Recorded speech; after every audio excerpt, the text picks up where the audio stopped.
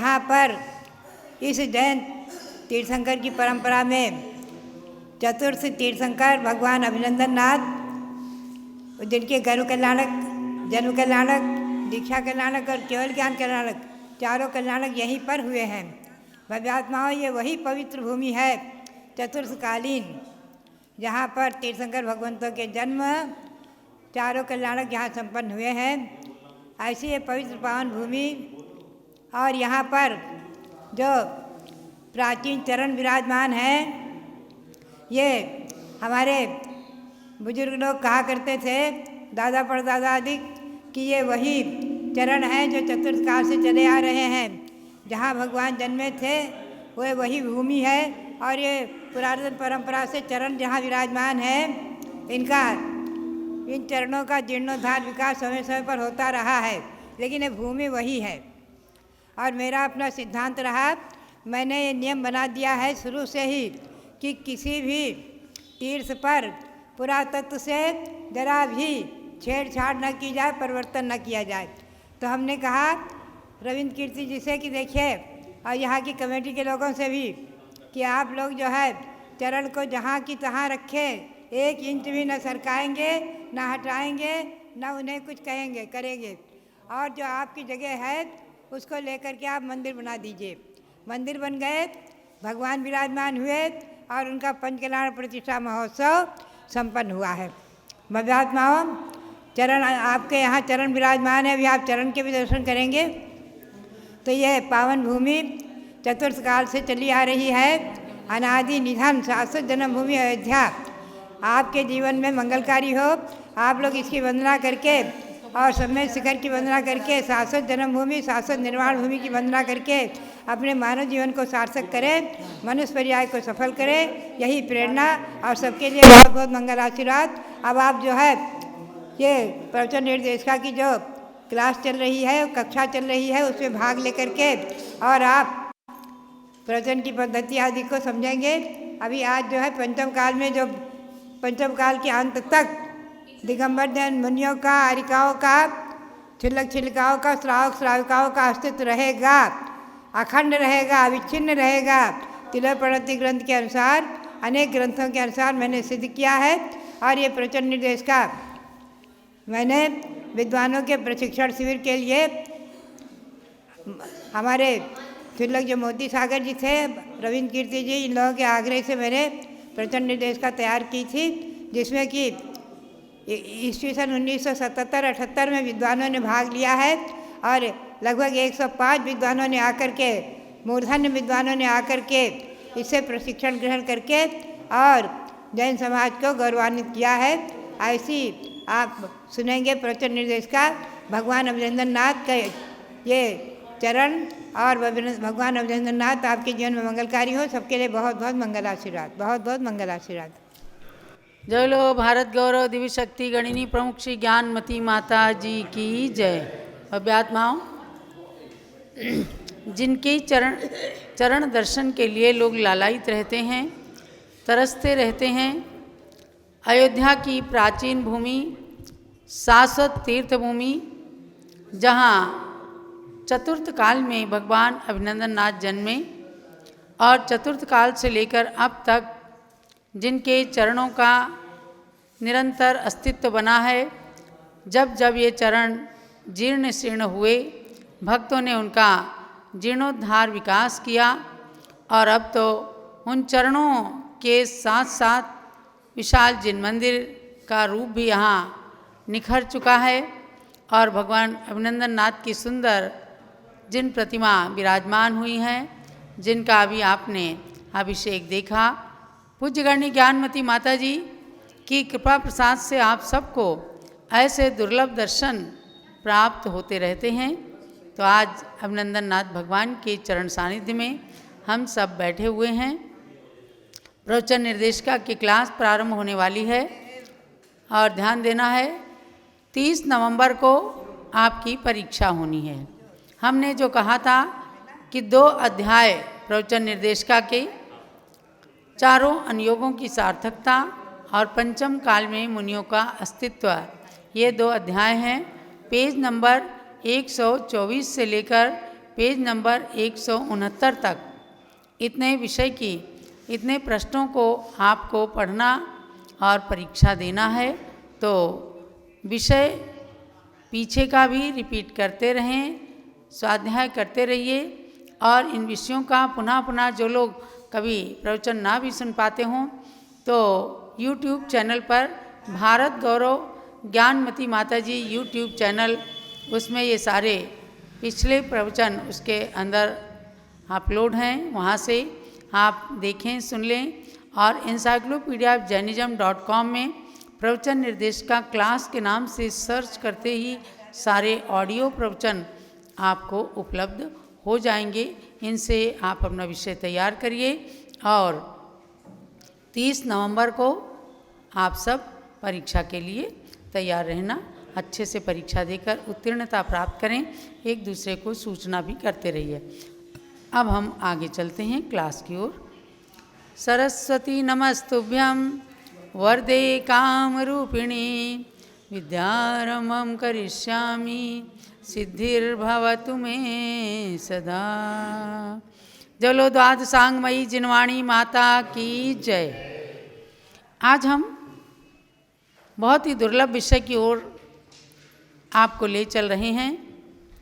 पंचम काल में मुनियों का अस्तित्व। एक ऐसे समय में जब एकांत पक्षियों के द्वारा पंचम काल में मुनियों के अस्तित्व को नकारा जाने लगा, मुनियों का जगह जगह अभिनय होने लगा, तब मूर्धन्य विद्वानों का एक शिविर गणिनी प्रमुख श्री ज्ञानमती माता जी के पावन चरण सानिध्य में हुआ हस्तिनापुर की धरती पर सन 1978 में। और उस समय की ही ये प्रकाशित पुस्तक है। उसमें इन सब विषयों को लेकर के और आगम प्रमाण से बताया गया कि आपको समाज के अंदर जा कर के आचार्य कुंद कुंद स्वामी की वाणी में, गौतम गणधर स्वामी की वाणी में, भगवान महावीर की वाणी के अनुसार ये बताना है कि चतुर्थ काल में भी केवल द्रव्यलिंगी भी मुनि हुआ करते थे और पंचम काल में भी भावलिंगी मुनि भी हो रहे हैं और पंचम काल के अंत तक होते रहेंगे।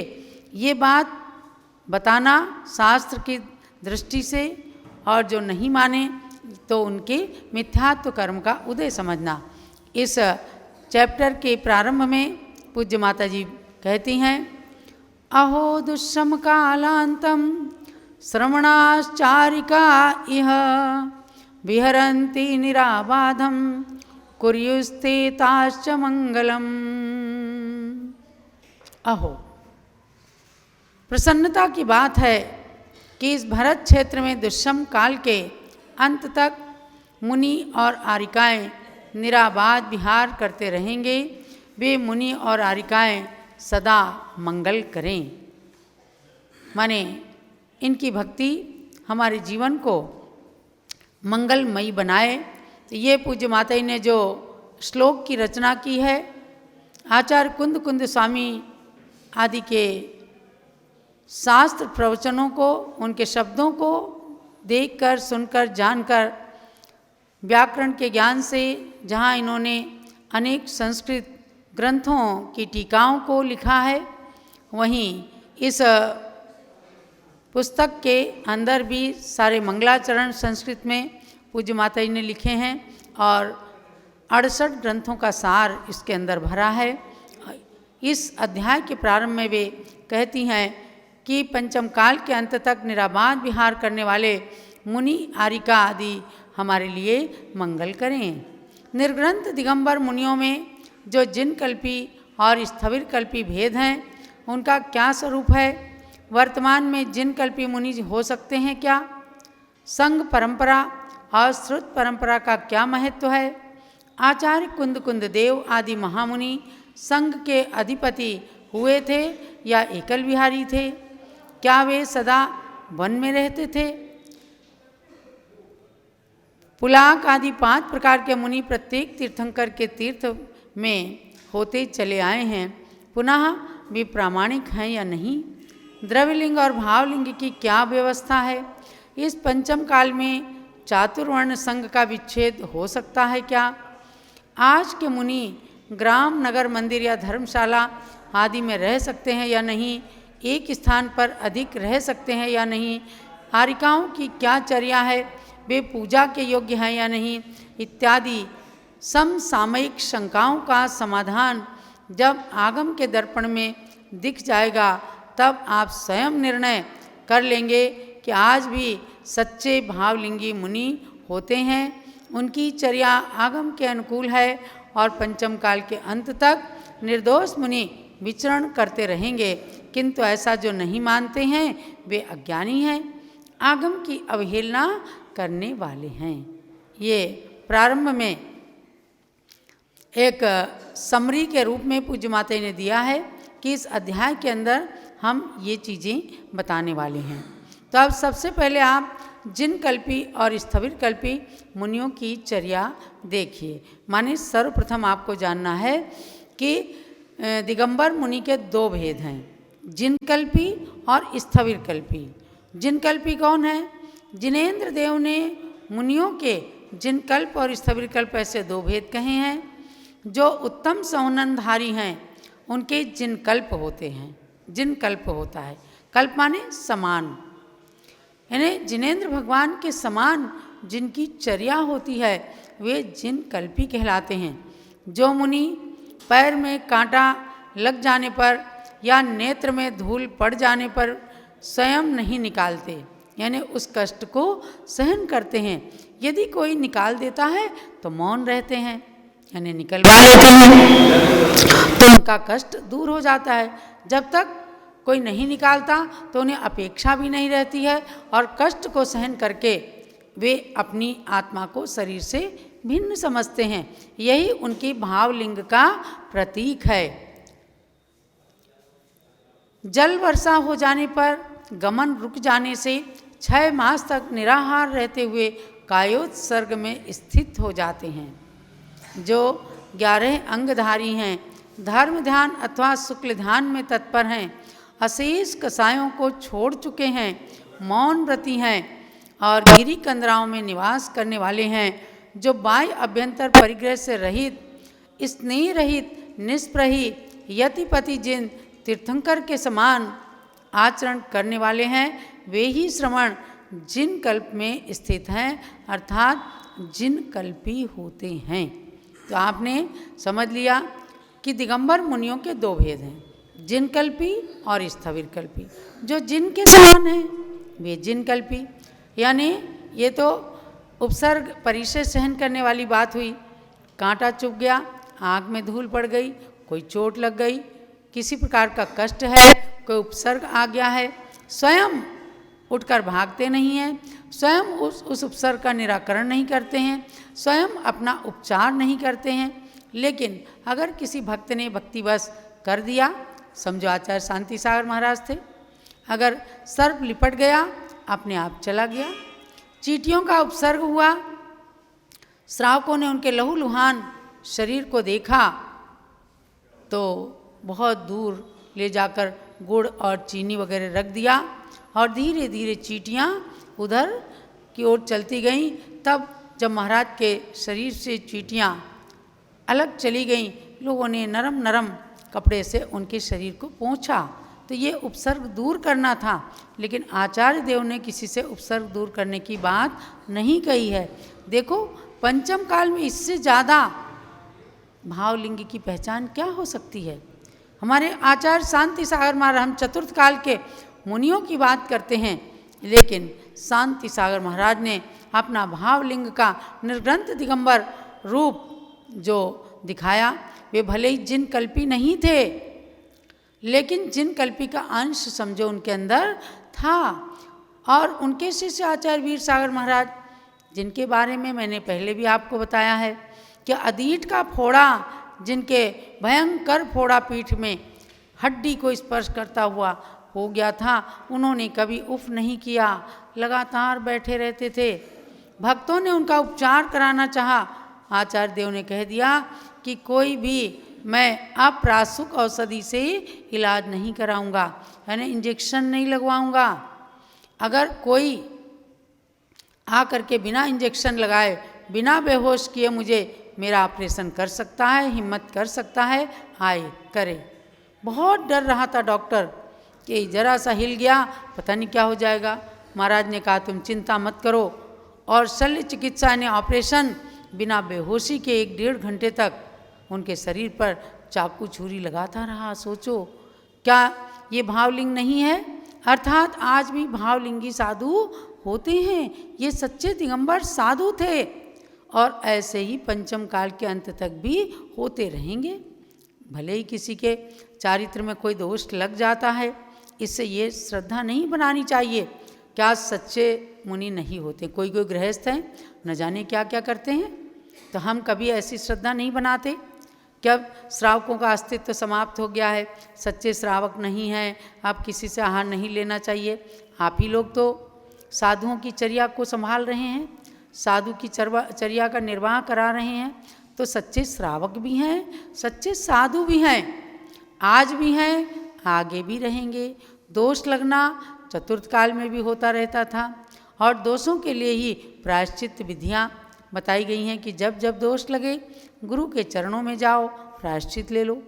तो आपको इस अध्याय के अंदर हमने बताया कि दिगंबर मुनि जिन कल्पी और स्थविर कल्पी के भेद से 2 प्रकार के होते हैं।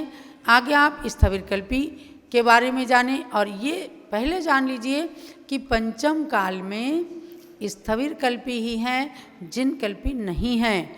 लेकिन पंचम काल में भावलिंगी सच्चे संत होते हैं, होते रहेंगे।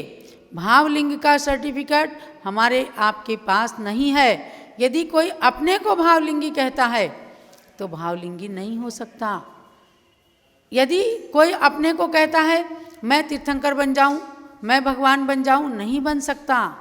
इसलिए इष्टोपदेश ग्रंथ में पूज्यपाद आचार्य ने कहा यस्य मोक्षेपि न आकांक्षा स मोक्षमधिगच्छति, यानी जो वीतराग निर्विकल्प साधु समाधि में लीन होने वाले संत हैं, उनके लिए भी कहा कि जो मोक्ष की भी आकांक्षा नहीं करते, जिनके कोई इच्छा नहीं होती, केवल आत्म तत्व में मगन रहते हैं, उनको ही मोक्ष प्राप्त होता है।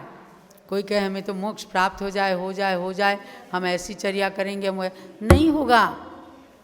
आपके कहने से नहीं होगा, क्योंकि मोक्ष निदान की चीज़ नहीं है। तीर्थंकर प्रकृति का बंध निदान की चीज़ नहीं है। अभी कल ही हमें पूज्य माता जी ने बताया कि चक्रवर्ती बलदेव आदि के पद तो निदान से प्राप्त किए जा सकते हैं, लेकिन तीर्थंकर का पद, परमात्म पद, सिद्ध पद, ये निदान से नहीं प्राप्त। यानी कि पहले आप निदान का मतलब क्या है, पहले भावना भाते रहें और उस भावना से तपस्या करें, तो ये तपस्या कार्यकारी नहीं होती है। आज आपने जिन कल्पी मुनि के बारे में जाना कि किस प्रकार से चतुर्थ काल में वे जिन कल्पी मुनि जिनेंद्र भगवान के समान ही विचरण करते थे और 6-6 महीने तक निराहार करते हुए, निराहार रहते हुए कायोत्सर्ग मुद्रा में स्थित हो जाते थे। ऐसी उनके अंदर शक्ति होती थी।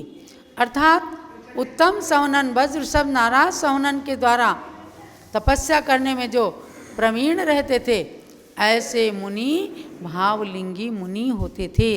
और आज स्थविर कल्पी रहते हुए भी भावलिंगी मुनि हो सकते हैं, पर हम और आप नहीं जान सकते।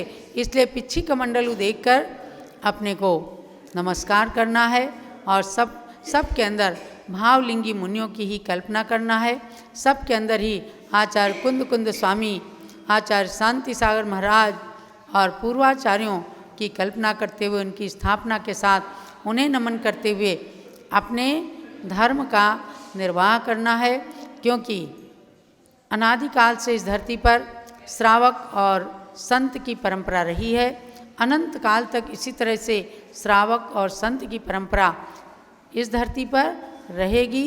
यही आपको जानना है, यही आज के स्वाध्याय का सार है। जलो द्वाद सांगमयी जिनवाणी माता की जय। जावाणी के ज्ञान ते सूझे लोकालोक, सोवाणी मस्तक चढ़ो सदा देत हूँ दोग। हे जिनवाणी भारती तोई जपूं दिन रैन, जो तेरी शरणा गए सो पावे सुख चैन। ज्ञानमति को नित नमो ज्ञान कली खिल जाए, ज्ञान ज्योति की चमक में जीवन मम मिल जाए। तीर्थंकर गुण रत्न को गिनत न पावहीं पार, तीन रत्न के हेतु मैं नमो अनंतों बार, तीन रत्न के हेतु मैं नमो। बोलो अभिनंदन नाथ भगवान की जय। हम सब अभिनंदन नाथ भगवान के दर्शन करते हुए आज बहुत ही प्रसन्नता की अनुभूति कर रहे हैं। आज भक्तों को भी